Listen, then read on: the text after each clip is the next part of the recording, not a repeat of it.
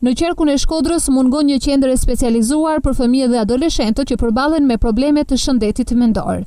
Mjeku psikiatër Gjon Preçi thotë se nevoja për një qendër të tillë është emergjente, pasi sidomos mosha adoleshencës është shumë e prekur nga çrregullime të tilla dhe se kjo kategori kërkon vëmendje të veçantë, ndërkohë që të gjitha rastet i drejtohen kryeqytetit edhe pse shërbimi ndaj tyre ofrohet pothuajse pas 3 muajsh. Ne kemi një mangësi e qytetit tonë që shërbimin e psikiatrisë fëmijëve nuk e ka të ngritur, absolutisht ka qenë dhe mbetet një lloj nevoje emergjente.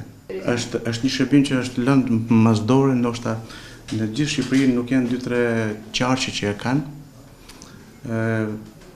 Janë mbledhur të gjithë në Tiranë dhe tash edhe rastet që kemi nevojë të çojmë për konsulencë atje kanë një sërallatje, një vështirësi për të marrë shërbimet. Domethënë për planifikuar një vizitë të thjeshtë për moshat për fëmijë adoleshent duhet ndoshta 3 muaj.